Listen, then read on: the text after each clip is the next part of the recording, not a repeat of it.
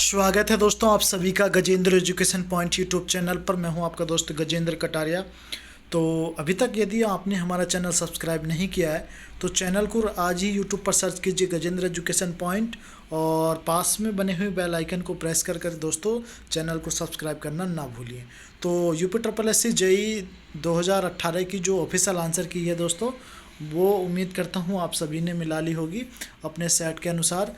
और जो भी क्वेश्चन आपको ऑब्जेक्शन के लिए लग रहे हैं, ठीक है, जो भी क्वेश्चन आपको ऑब्जेक्शन के लिए लग रहे हैं आप कमेंट बॉक्स में बताना कि उस सेट का ये वाला क्वेश्चन जो है ऑब्जेक्शन करने के लिए लग रहा है हमें, या आयोग ने उसका आंसर दिया है। ठीक है, तो चलिए मैं आपको एक सेफ कट ऑफ बताने की कोशिश करूँगा, क्योंकि इससे भी पहले मैंने जब आपकी ऑफिशियल आंसर की नहीं आई थी पेपर देने के बाद, क्योंकि पेपर आप सभी जानते हैं कि पेपर इजी नहीं था, पेपर इजी नहीं था। और जो लोग दोस्तों अपना आपको 700 नंबर बता रहे थे, मैंने आपसे पहले ही कहा था कि हाँ ऑफिशियल आंसर की में जो नंबर हैं वो कम हो जाते हैं।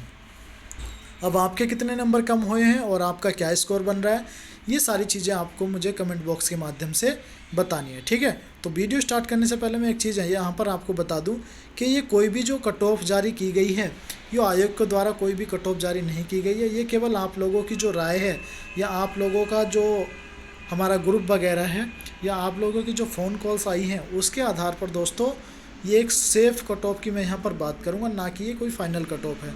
ठीक है, और ये कैसी है, एक संभावित कट ऑफ है। इसलिए कोई भी जो अभ्यर्थी कट ऑफ देखकर आपको परेशान नहीं होना बिल्कुल भी, है ना।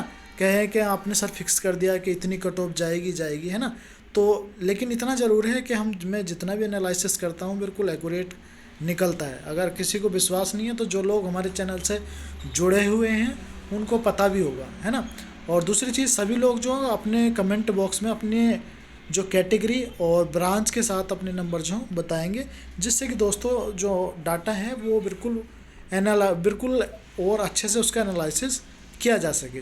तो चलिए दोस्तों मैं कुछ कट ऑफ की यहाँ पर डिस्कस कर लेता हूँ। तो कुल 1,19,336 फॉर्म आपके भरे गए थे और टोटल जो प्रेजेंटेशन निकल के आई है दोस्तों, शुरू में जब मुझे लगा था, जब मेरी शुरू में बच्चों से बात हुई थी, तो मैंने हर बच्चे से एक ही प्रश्न पूछा कि आपके कमरे में 24 में से कितने बच्चे थे। ठीक है, तो टोटल जो मेरे अकॉर्डिंग आंकड़ा इकट्ठा हुआ है ये लगभग है तो 42% टोटल जो 42% उपस्थिति है, मुझे ऐसा लग रहा है कि 42% उपस्थिति है। अगर मैं इसको 42% मानता हूं दोस्तों, तो 50,121 अभ्यर्थियों ने दोस्तों एग्ज़ाम दिया है 1,19,336 में था। ठीक है, अब क्या हो सकता है सेफ कट ऑफ, क्योंकि आप सभी बहुत देर से इंतज़ार कर रहे हैं इस बात को जानने के लिए, है ना। तो ये रह सकता है सेफ कट ऑफ दोस्तों। अगर आप इस रेंज में आ रहे हैं, है ना, तो ठीक है, ज़्यादा खुश होने की ज़रूरत नहीं है। और नहीं आ रहे हैं तो अपने जो अन्य एग्ज़ाम हैं, अपने अन्य एग्ज़ाम की तैयारी करें, क्योंकि मुझे पता है जब ऑफिशियल आंसर की आ जाती है तो बहुत लोगों का मोरल डाउन हो जाता है। वो लोग मतलब छोड़ देते हैं पढ़ाई से, अरे यार चलो अब कुछ नहीं होने वाला। तो जो आपका नेक्स्ट एग्ज़ाम है, आपका कोई भी एग्ज़ाम है, उसकी ज़रूरत है, उसकी तैयारी करें। ठीक है, क्योंकि देखिए एग्ज़ाम क्या है, एग्ज़ाम तो आते हैं और जाते हैं, है ना। ठीक है, तो चलिए सिविल की बात कर लेता हूँ। सबसे पहले यहाँ पर लिखा हुआ है सिविल, इधर लिखा हुआ है बीच में मैकेनिकल और इलेक्ट्रिकल, इधर लिखा हुआ है एग्रीकल्चर। यदि आप जनरल के हैं सिविल में तो 630 प्लस नंबर यदि आपके बन रहे हैं तो आप अपना आपको सेफ समझ सकते हैं। और मैकेनिकल के हैं तो 650 नंबर, और एग्रीकल्चर के हैं तो 470 नंबर यदि आपके बन रहे हैं, ठीक है, 470 प्लस नंबर यदि आपके बन रहे हैं एग्रीकल्चर में, तो आप बिल्कुल सेफ समझ सकते हैं अपना आपको। ओबीसी में 630 प्लस, मैकेनिकल में 650 और एग्रीकल्चर में 670। वहीं पर एससी की बात करूं तो एससी में 550 सिविल में, ठीक है, और एमई और इलेक्ट्रिकल में 620 नंबर।